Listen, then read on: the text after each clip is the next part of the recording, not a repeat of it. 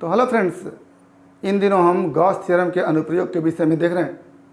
आज हम Gauss theorem के अनुप्रयोग से एक समान रूप से आवेशित गोलीय चालक के कारण विभिन्न बिंदुओं पर विद्युत क्षेत्र की तीव्रता को देखेंगे। तो ये हमारा एक समान रूप से आवेशित गोलीय चालक है जिसकी त्रिज्या r है, कैपिटल R, जिसकी त्रिज्या कैपिटल R है और एक समान रूप से ये आवेशित गोलीय चालक है।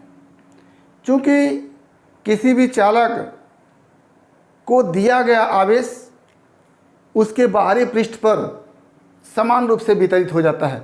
अगर हम ये चालक ले रहे हैं और इस तरह का है और इसको हम इस बिंदु पर अगर आवेश दे रहे हैं तो ये आवेश समान रूप से सभी पृष्ठों पर क्या हो जाता है, वितरित हो जाता है।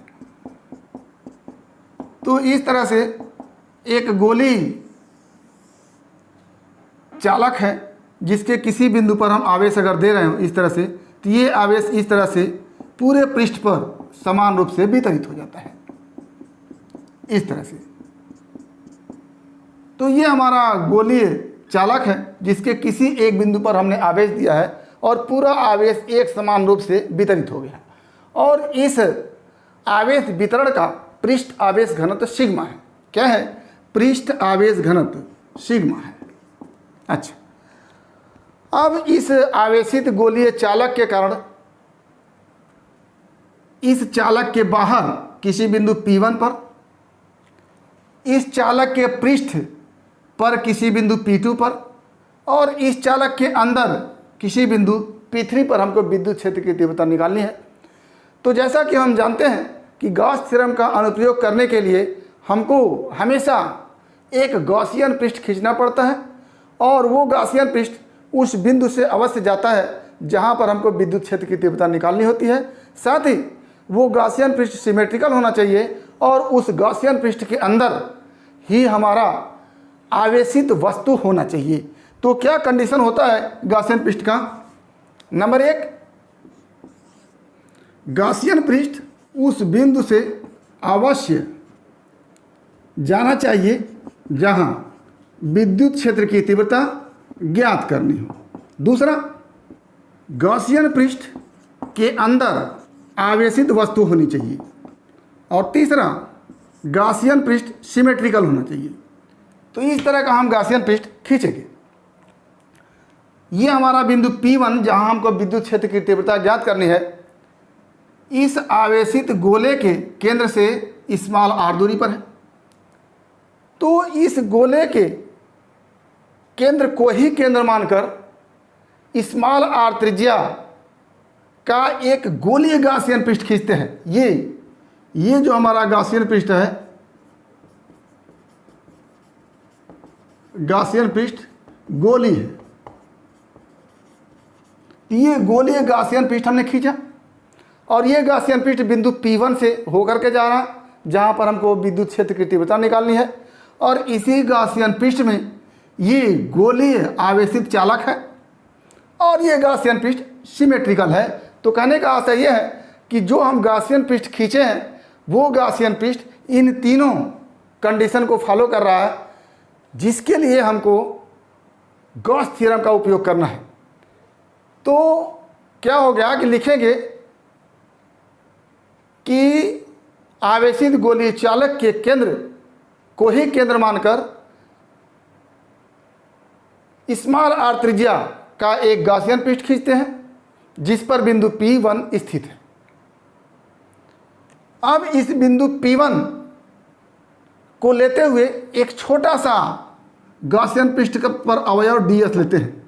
एक छोटा सा गॉसियन पृष्ठ पर अवयव ds लेते हैं, ये ds। अब इस ds के लिए अगर देखें तो ds के लिए जो क्षेत्रफल वेक्टर होगा इस एलिमेंट पर खींचे गए नॉर्मल के अनुदिश होगा। यानी इस पृष्ठ पर हम ये खींच रहे हैं नॉर्मल, तो ये हो जाएगी ds की दिशा, वेक्टर ds, क्षेत्रफल वेक्टर ds। हर एक पृष्ठ के लिए एक क्षेत्रफल वेक्टर होता है। तो ये ds क्षेत्रफल का पृष्ठ है, इसके लिए क्षेत्रफल वेक्टर जो होगा उसकी दिशा इस पृष्ठ पर खींचे गए लंब के अनुदिश होगी। तो ये ds की दिशा होगी। और ये हम जानते हैं कि किसी भी आवेशित गोले के कारण किसी बिंदु पर विद्युत क्षेत्र की तीव्रता उस बिंदु को केंद्र से मिलाने वाली रेखा के अनुदिश और बाहर की ओर होती है। तो इस बिंदु P1 को केंद्र से मिलाया, इसके अनुदिश बाहर की ओर E की दिशा होगी। तो अगर हम इस बिंदु पर E की दिशा देखें तो E की दिशा भी यही होगी। आप इसको जानते हैं कि किसी आवेशित गोले के कारण किसी बिंदु पर विद्युत क्षेत्र की तीव्रता की दिशा गोले के केंद्र से उस बिंदु को मिलाने वाली रेखा के अनुदिश बाहर की ओर होती है। तो गोले के केंद्र को इस बिंदु से मिलाने वाली रेखा ये है और इसी रेखा के अनुदिश होगी बाहर की ओर होगी। तो E की दिशा और ds की दिशा दोनों क्या है, एक समान है। तो ऐसी स्थिति में इस पृष्ठ अवयव ds से होकर गुजरने वाला जो फ्लक्स होगा E into ds into cos 0 होगा।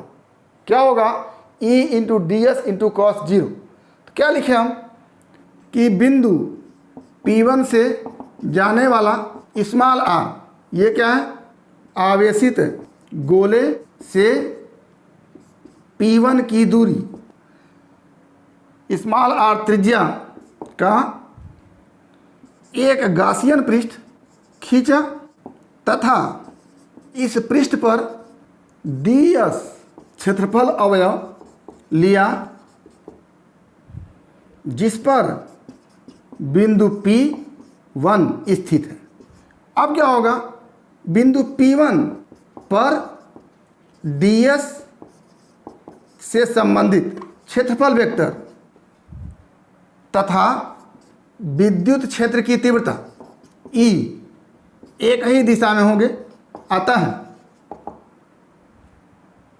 ds से गुजरने वाला विद्युत फ्लक्स, और इसको हम लिखते हैं d phi equal to E ds vector के रूप में, या इसी को लिखते हैं E का परिमाण ds का परिमाण इंटू कॉस 0। दोनों एक ही दिशा में है तो कॉस 0 हो जाएगा। या इसी को हम लिखते हैं d phi equal to E ds। ये हमारा हो गया इस छोटे से अवयव ds से गुजरने वाला विद्युत फ्लक्स। अब अगर हम इस पूरे गॉसियन पृष्ठ को छोटे छोटे एलिमेंट ds में बांट दें और उसको जोड़ लें, या एक तरह से हम कह लें अगर हम इस इक्वेशन को हम इंटीग्रेट कर दें पूरे गॉसियन पृष्ठ के लिए, तो पूरे गॉसियन पृष्ठ से गुजरने वाला फ्लक्स मिल जाएगा। तो क्या लिखेंगे, पूरे गॉसियन पृष्ठ के लिए समाकलन करने पर पूरे गॉसियन पृष्ठ से गुजरने वाला विद्युत फ्लक्स मिलेगा यदि यह फाई हो तो, यानी पूरे गॉसियन पृष्ठ से गुजरने वाला विद्युत फ्लक्स फाई हो तो क्या लिखेंगे, phi equal to integration d phi पूरे बंद गॉसियन पृष्ठ के लिए ये इक्वल टू क्या हो जाएगा, इंटीग्रेशन ई डी एस। ऐसी स्थिति में ई को हम बाहर निकाल लेंगे और बंद इंटीग्रेशन करेंगे डी एस का। अब इस पूरे गॉसियन पृष्ठ के लिए हम अगर इंटीग्रेशन कर रहे हैं तो पूरे गॉसियन पृष्ठ का क्षेत्रफल निकल जाएगा, यानी integration d s equal to क्या हो जाएगा, पूरे गॉसियन पृष्ठ का क्षेत्रफल। तो क्या हो गया, यहाँ से phi equal to E into पूरे गॉसियन पृष्ठ का क्षेत्रफल 4 पाई आर स्क्वायर। ये इक्वेशन 1 हो गया, यानी पूरे गॉसियन पृष्ठ से गुजरने वाला flux phi equal to E into 4 pi r square होगा। आगे हम गॉस का प्रमेय का उपयोग करेंगे जिसमें उन्होंने कहा कि पूरे गॉसियन पृष्ठ से गुजरने वाला जो फ्लक्स होगा वो गॉसियन पृष्ठ के अंदर संपूर्ण आवेश का 1/ε0 गुना होगा। तो क्या लिखेंगे कि गॉस के प्रमेय से phi equal to E D S बंद integration equal to 1/0 into Q, और E इंटू डी एस या फाई इक्वल टू हम ये निकाल चुके हैं। क्या हो जाएगा, E into 4 r square equal to 1/0 into Q. ये Q पूरे आवेशित गोले पर आवेश है। तो क्या हो जाएगा यहाँ से, imply that E equal to 1/4πε0 Q/r²। ये हमारा होगा इस आवेशित गोले के बाहर किसी बिंदु P1 पर विद्युत क्षेत्र की तीव्रता E इक्वल टू 1/4πε0 Q/r²। यदि इस पूरे आवेशित गोले के आवेश को यहाँ पर मान लिया जाए तो यहाँ पर Q के कारण विद्युत क्षेत्र की तीव्रता इस P1 पर भी वही होगा। यानी ये आवेशित गोले के बाहर किसी बिंदु P1 के लिए विद्युत क्षेत्र की तीव्रता बिल्कुल उतनी ही होगी जितना कि संपूर्ण आवेश उसके केंद्र पर हो। तो क्या लिखेंगे कि यदि संपूर्ण आवेश को आवेशित गोले के केंद्र पर मान लिया जाए तो E का मान भी E इक्वल टू 1/4πε0 Q/r² ही होगा। अतः आवेशित गोला वाह्य बिंदु के लिए एक बिंदु आवेश की भांति व्यवहार करेगा। जैसे इस आवेशित गोले के कारण इस बिंदु P1 पर विद्युत क्षेत्र की तीव्रता E equal to 1/4πε0 into Q/r² है, और ये पूरा आवेश केंद्र पर रख दिया जाए तो भी विद्युत क्षेत्र की तीव्रता E इक्वल टू 1/4πε0 Q/r² होगा। यानी इस आवेशित गोले के बाहर अगर कोई बिंदु P1 है तो यहाँ पर के लिए ये आवेशित गोला एक बिंदु की भांति व्यवहार करेगा। आगे यदि बिंदु P2 आवेशित गोले के पृष्ठ पर हो, यानी गोले के पृष्ठ पर स्थित बिंदु के लिए विद्युत क्षेत्र की तीव्रता क्या हो जाएगी, E इक्वल टू 1/4πε0 अपनी जगह Q अपान, अब ये बिंदु P2 है जो कहाँ है, आवेशित गोले के पृष्ठ पर है। तो अब जब P1 की दूरी इस केंद्र से स्मॉल r थी तो P2 की दूरी इस केंद्र से कैपिटल R होगी, क्योंकि कैपिटल R त्रिज्या का आवेशित गोला है। तो ये R की जगह हम क्या लिख देंगे, कैपिटल R लिख देंगे और इसका स्क्वायर कर देंगे। तो आवेशित गोले के पृष्ठ पर विद्युत क्षेत्र की तीव्रता E इक्वल टू 1/4πε0 Q/r² होगा। इसी को दूसरे रूप में हम लिख सकते हैं। हम पहले बता चुके हैं कि आवेशित गोले के आवेश का पृष्ठ घनत्व तो सिग्मा है।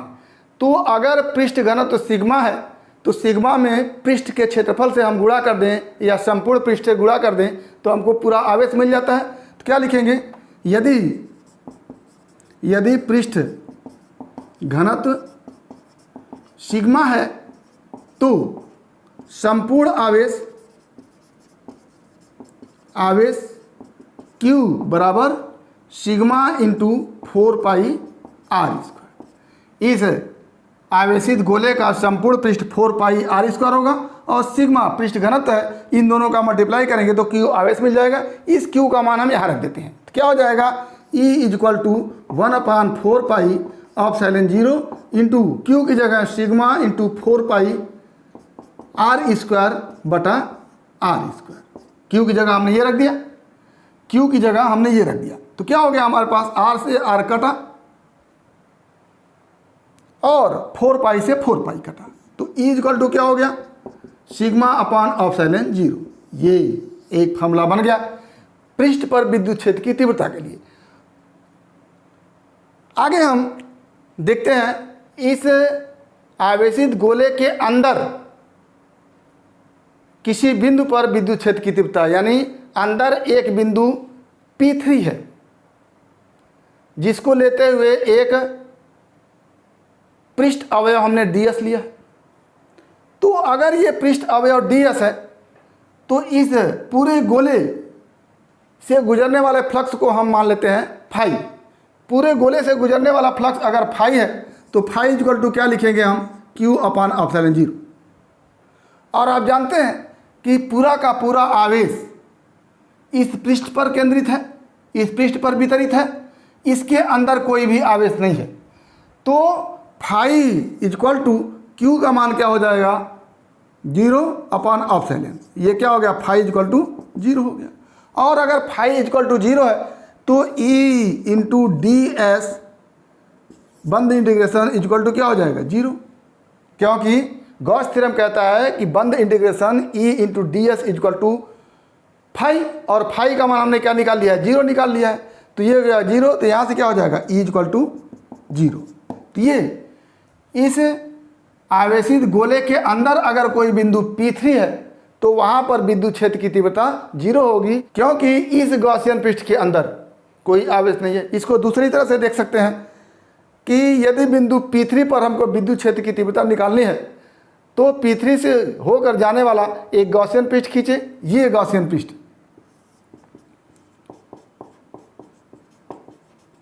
गॉसियन पृष्ठ हो गया। और इस पूरे पृष्ठ से गुजरने वाला फ्लक्स फाई निकालेंगे और उसको पर हम गॉस थ्योरम लगा देंगे। तो आइए देखते हैं, आवेशित गोले के अंदर किसी बिंदु P3 पर E के लिए P3 से होकर जाने वाला गॉसियन पृष्ठ लेते हैं। इस संपूर्ण गॉसियन पृष्ठ से गुजरने वाला विद्युत flux phi equal to E into D s, ये, और ये गॉस थ्योरम से होता है क्यू अपान एप्सिलॉन जीरो। और ये क्यू क्या है, गॉसियन पृष्ठ के अंदर जितना भी आवेश है, तो ये P3 से होकर के जाने वाला गॉसियन पृष्ठ है। जब सारा आवेश गोले के पृष्ठ पर है तो इसके अंदर कोई भी आवेश नहीं होगा, यानी इस गॉसियन पृष्ठ के अंदर आवेश क्या हो जाएगा, जीरो हो जाएगा। तो जब आवेश जीरो है तो यहाँ पर हम जीरो लिख देंगे, क्या हो जाएगा, phi equal to integration E D s equal to zero upon epsilon zero, यानी जीरो। तो यहाँ से अगर हम ई को निकालें तो ई इक्वल टू क्या हो जाएगा, जीरो। यानी इस आवेशित गोले के अंदर किसी भी बिंदु पर विद्युत क्षेत्र की तीव्रता क्या हो जाएगी, जीरो हो जाएगी। तो हमने क्या देखा कि इस आवेशित गोले के बाहर विद्युत क्षेत्र की तीव्रता E equal to 1/4 pi epsilon zero q upon r square. तो इसको लिख लेते हैं। तो क्या हो गया कि हमने तीन बिंदु पर विद्युत क्षेत्र की तीव्रता को देखा। गोले के बाहर P1 बिंदु था, इस पर विद्युत क्षेत्र की तीव्रता E equal to 1/4 pi epsilon zero q upon r square. अब यहाँ पर इस Q को हम बता चुके हैं, Q equal to 4 pi capital are square into sigma हो सकता है। इस आवेशित गोले का संपूर्ण पृष्ठ 4 पाई आर स्क्वायर इंटू पृष्ठ घनत्व सिग्मा। तो इस Q की जगह हमने ये लिख दिया, sigma into 4 pi r square. तो यहाँ से एक और E मिल गया, E equal to sigma upon epsilon zero capital are square upon small r square.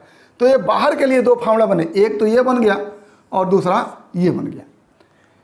गोले के पृष्ठ पर विद्युत क्षेत्र की तीव्रता E equal to 1/4 pi epsilon zero q upon small r की जगह हम कैपिटल आर कर देंगे, क्योंकि यहाँ पर पृष्ठ पर इस बिंदु की दूरी कैपिटल आर के बराबर होगी। तो जो हम स्मॉल आर रखे थे वो क्या रख देंगे, इस कैपिटल आर रख देते, ये कैपिटल आर हो गया। अब यहीं पर हम फिर क्यू की जगह क्या रख देंगे, 4 pi r square into sigma. तो कट करके बन के आएगा E equal to sigma upon epsilon zero, और गोले के अंदर E का मान क्या हो जाएगा, जीरो हो जाएगा। अब अगर हम गोले के केंद्र से जैसे जैसे R का मान बढ़ता जा रहा है, गोले के केंद्र से जैसे जैसे हम दूर जाते जा रहे हैं, वैसे वैसे अगर विद्युत क्षेत्र की तीव्रता और दूरी के साथ ग्राफ खींचें तो ग्राफ कुछ इस तरह का बनेगा। ये हमने, ये गोले का केंद्र है, यहां से हम गोले के केंद्र से कैपिटल आर दूर तक, गोले के केंद्र से कैपिटल आर दूरी तक यानी इस पृष्ठ के अंदर तक विद्युत क्षेत्र की तीव्रता देखेंगे तो 0 रहेगा, यानी यहाँ तक विद्युत क्षेत्र की तीव्रता 0 होगा।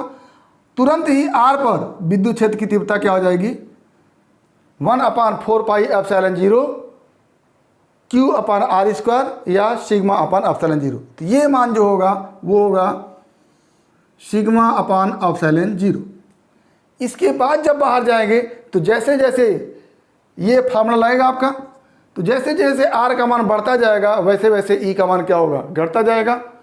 तो ई आर इधर की तरफ बढ़ा रहे हैं तो आर का मान बढ़ेगा तो ई का मान क्या होगा, घटता जाएगा और इनफाइनाइट पर जाकर क्या हो जाएगा, 0 होगा। ये हो गया ग्राफ हमारा। इधर हम कह रहे हैं, इधर हम आर को दिखा रहे हैं और इधर हम ई को दिखा रहे हैं। 0 से लेकर के कैपिटल आर तक ई का मान क्या है, 0 है। तो यहाँ तक ये 0 ई इक्वल टू हुआ, यहाँ तक ई इक्वल टू क्या हो गया, 0 हो गया। और जब दूरी कैपिटल आर के बराबर, जैसे जैसे यहाँ से ऐसे बढ़ रहे हैं ऐसे बढ़ रहे हैं तो यहाँ तक विद्युत क्षेत्र की तीव्रता 0 है। इसके बाद जब आर पर पहुँचे तो विद्युत क्षेत्र की तीव्रता σ/ε0 कहें, या इसी को आप कह सकते हैं एक और नाम दे करके 1/4πε0 Q/R²। पुनः जब स्मॉल आर से बाहर निकलेंगे यानी बाहरी बिंदु पर देखेंगे, जैसे जैसे आर का मान बढ़ेगा वैसे वैसे ई का मान क्या होगा, घटेगा। तो यहाँ का फॉर्मूला हो जाएगा ई इक्वल टू 1/4πε0 Q/R², या इसी को लिख सकते हैं σ/ε0 कैपिटल R²/r²। ये हमारा ग्राफ बन के आया। और यही ग्राफ अगर हम इधर की तरफ चलें तो यहाँ पर भी क्या हो जाएगा, चाहे हम इस तरफ जाएं चाहे इस तरफ जाएं वही स्थिति बनेगी। तो यहाँ कैपिटल आर तक, यहाँ से यहाँ तक दूरी क्या हो जाएगी, कैपिटल आर। ये इस तरह दिखाते हैं हम, यहाँ तक कैपिटल आर है, कैपिटल आर है और ये आर इधर चल रहा है। तो कैपिटल आर तक 0 रहेगा। फिर जैसे हम इधर बढ़ेंगे ई का मान क्या हो जाएगा, इस तरह से घटते हुए चला जाएगा, ये इस तरह से। तो ये ग्राफ दोनों सिमेट्रिकल बनेगा, इधर चलेंगे तो भी इस तरह से बनेगा, इधर चलेंगे तो भी इस तरह से बनेगा।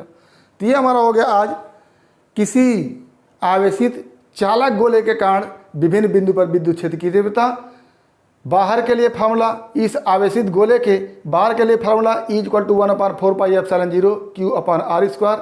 इसी को हम σ/ε0 कैपिटल R²/स्मॉल कर सकते हैं। गोले के पृष्ठ पर विद्युत क्षेत्र की तीव्रता σ/ε0 कर सकते हैं, या 1/4πε0 Q/कैपिटल R² कर सकते हैं। और गोले के अंदर विद्युत क्षेत्र की तीव्रता ई इक्वल टू क्या हो गया, 0 हो गया।